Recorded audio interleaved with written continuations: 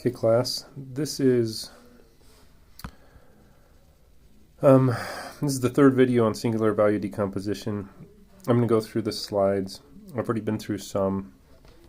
You know, I've already made two videos. One kind of introduced the idea, and one that shows you how to do the process of finding the singular value decomposition. But there's a couple other points I wanted to hit and make sure you understand that are important. So just the idea of singular values. So I already emphasized in the last one that someone had the genius idea of analyzing A transpose A because it's symmetric, and we know a lot about analyzing symmetric matrices because of the spectral theorem, that we can orthogonally diagonalize those. And if you do some math, you can simplify some stuff. So the idea is, so when you analyze A transpose A and find the eigenvectors of those, then we find that the kind of corresponding eigenvalue thing is we call it the singular value. It's the square root of the eigenvalues of A transpose A. Now, don't get these confused, right? So we have eigenvalues of A transpose A, but what we're focusing on is values for just A. And if you think of, let me see if I can help out a little bit here. If A is symmetric, which it's most of the time it isn't, but if A is symmetric, then and then if we looked at A times, so A transpose AX, that's going to be the same as just A times AX, which is the same as just A squared X. Then that will end up being lambda squared X if X is an eigenvector. And so A transpose A is similar to squaring, like multiplying X by the square of A. It actually is in the symmetric in the case of if A is symmetric. And so you end up multiplying X if X is an eigenvector by the factor of lambda twice, and so it's not stretched by lambda, it's stretched by lambda squared if lambda is an eigenvalue of A. Well, what we're doing is we end up finding the eigenvalue for A transpose A. So if we want to go back to what happens to AX, if X is an eigenvector, then we end up having to find, oh, that's the square root of X. So that's kind of an idea about where the square root is, where that square root comes from. In some sense, we're squaring that or doing that transformation twice, and that's what the eigenvalue represents. And we want to figure out how much it's stretched with just applying that transformation once. So we have to take the square root. That's intuitive. The intuitive idea here. Here is the algebraic form. So you get that the square of A times VI, where it's an orthonormal eigenvector, is lambda I. So you have to take the square root if you want to figure out how much VI is stretched, where VI is an orthonormal eigenvector.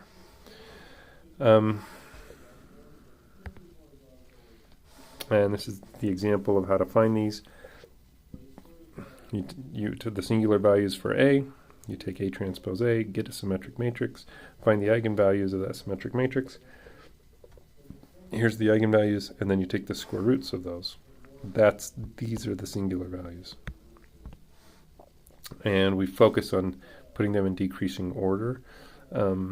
That's a convention, because one of the big uses of these is to simplify the matrix and understand the structure, and the key structure comes from vectors that correspond to the largest eigenvalues. So here's a key theorem. I won't go through the proof. So V1 to Vn, if they create an orthonormal basis for Rn, consisting of the eigenvectors of A transpose A with the corresponding eigenvalues. Then A times each of those eigenvectors, at least up to R, where there's R non-zero singular values. Then A times those, it creates an orthogonal basis for the column space of A. And we are going to use those to create columns for, this is how we create columns for U. How we find our the matrix U is by taking A times V1 and A times V2 and A times VR. We do end up having to divide by something, but we'll get there. So that's just the proof of all of that. So a key part in the singular value decomposition is the central value sigma, and it's going to be part of a diagonal matrix. We'll have diagonal matrix with zeros. It might be that there's no zeros here, there's just zeros here. Or it might be the other way around. So it might be that there's no zeros here, but there are zeros there. Or it might be that their sigma actually is a diagonal matrix. So that can happen that will happen if you start off with a square matrix. But there are zeros. Yeah, you can't have rows and columns of zeros beyond your diagonal of non-zero entries. So this is something I shared in another video already. I've already seen this. This is the singular value decomposition, where we'll take, this is that diagonal matrix, or sort of diagonal matrix with singular values down the diagonal. It is the same size as A, so they're both m by n. So they're the same size. V is n by n, and U is m by m. So V is made by the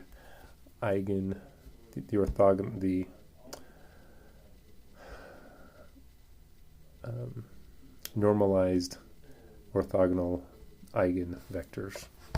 So of A transpose A.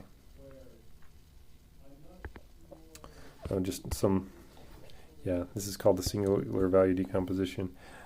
The columns of U are the left singular vectors, and the columns of V are the right singular vectors. They come on the right or the left, respectively, of sigma.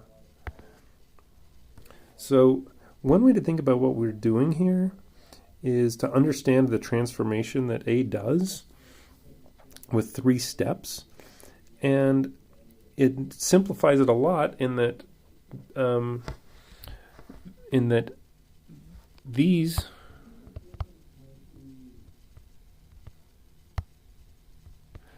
V transpose, V and V transpose, and U, they're orthogonal matrices. And because they're orthogonal matrices, the transformations are fairly simple. There's no stretching, there's no shearing. All there is rotations and reflections. That's really nice, very simple. Because all of the lengths and the angles all stay the same when you apply the transformation of an orthogonal matrix. So here it just illustrates this by rotation, but there could be a reflection in there too. Then sigma, which is a diagonal type matrix, all it does is it stretches in a few orthogonal dimensions, and then U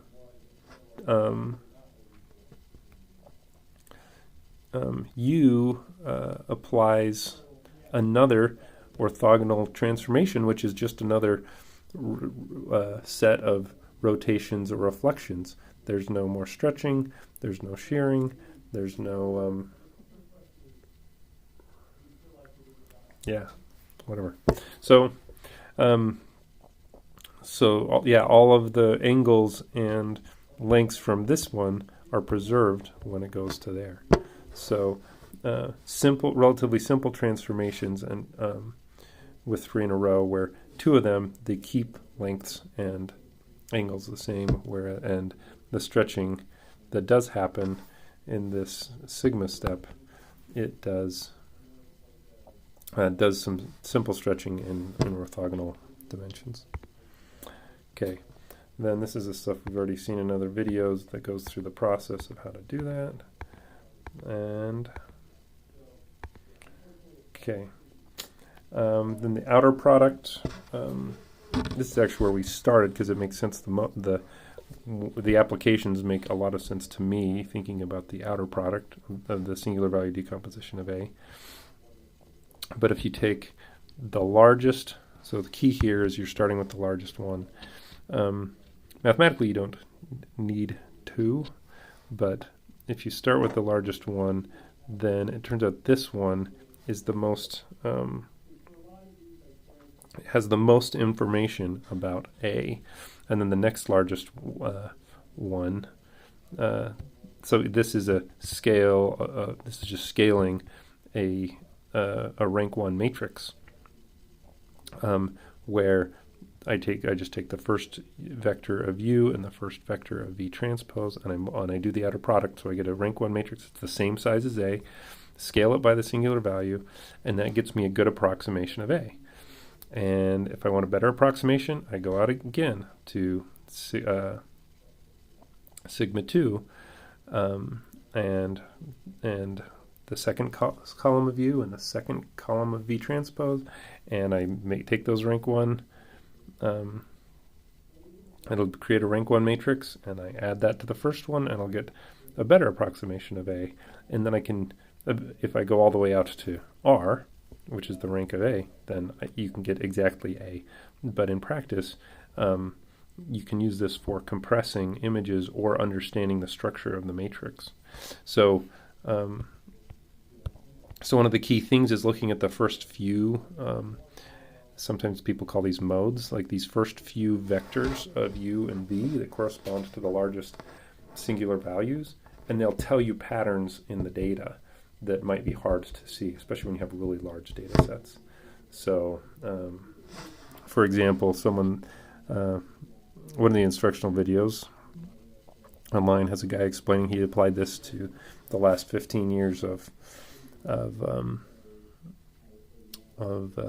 stock market prices for a bunch of stocks, and the first singular value decomposition was just, I don't know if it was a straight line, but it tended to be a line up because that's what the stock market has done lately. And the second one, the second mode,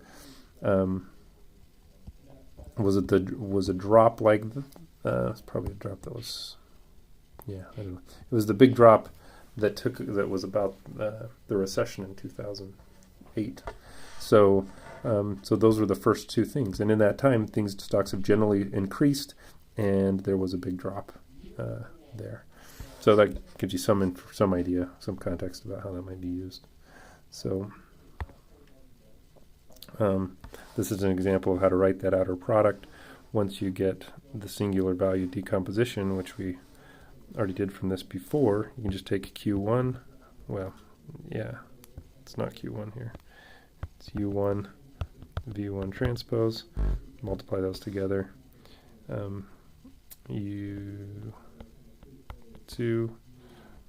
V2 transpose. Multiply those together. And this tells us a bit of information. This actually, you can see that these values are the same, corresponds to something that says, hey, there's about the same amount of stuff in those two rows. This value is twice as big as these other values. It says that, hey, there's twice as much stuff in that first row column as the other columns. So already this starts to tell you something about that matrix. Now this matrix is so simple we can see that just by looking at it, but in more complex ones, it's not as easy. So,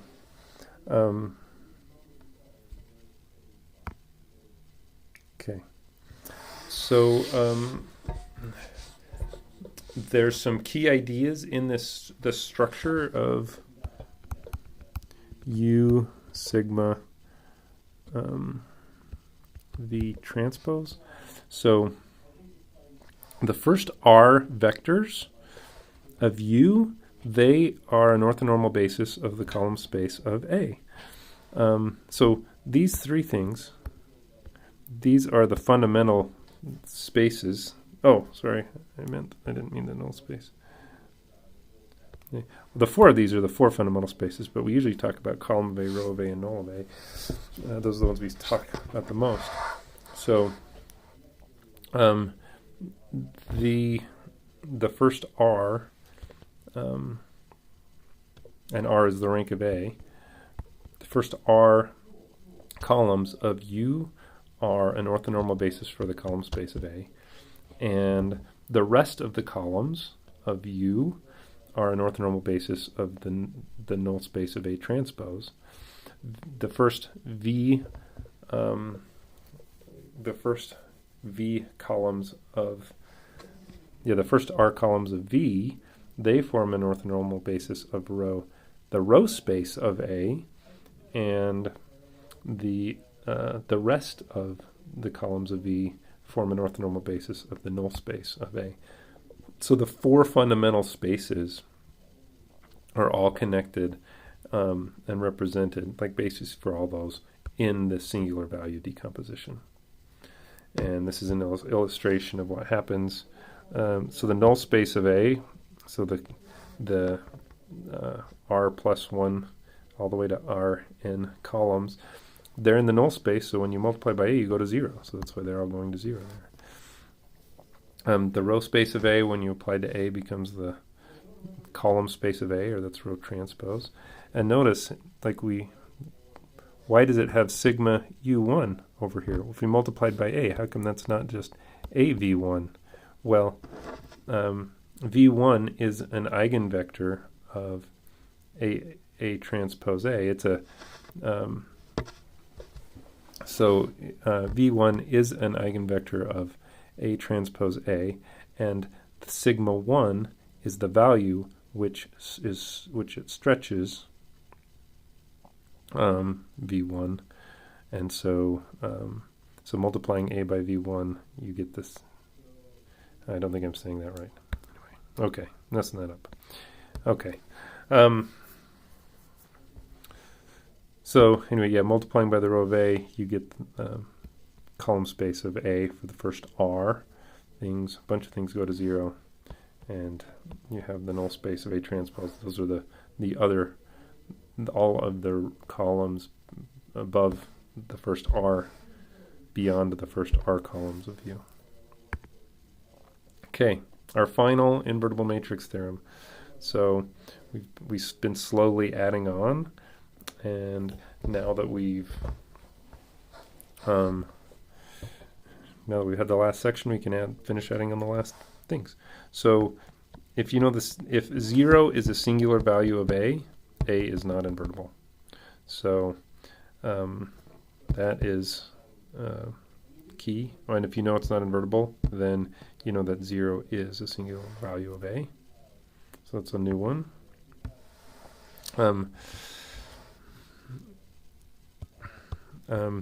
These other ones, they're connected to the singular value decomposition in the way that we just described. So the row space of A spans Rn. That means that the null space is 0, or the rank, and if the rank of the null space is 0, and if the rank of the null space is 0, then you have the same number of columns of V as you have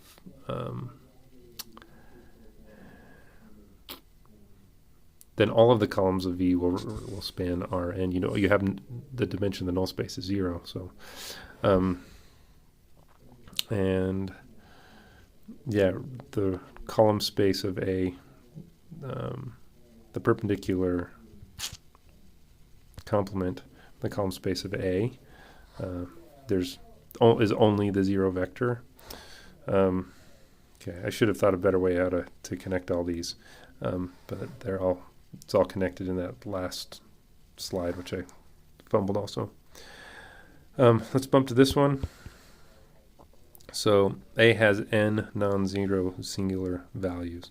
So if in an m by n matrix, if A is an m by n matrix and there's n non-zero singular values, then you know for sure that A is invertible, and vice versa. If A is invertible, it's going to have n non-zero singular values. So, okay, thanks everybody.